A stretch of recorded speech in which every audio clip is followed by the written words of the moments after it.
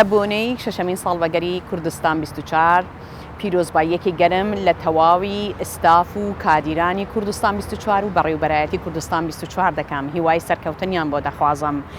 هیوادارم لەو شێوازە کارکردنیان بەردەوام بن کە بەڕاستگۆیانە، پرۆفشنەڵانە و تەواوی بوارەکانی ژیانی کۆمەڵگایان لە خۆیان گرتوتەوە و هەمیشە لە ئاست داخوازیەکانی بینەرانی خۆیاندان.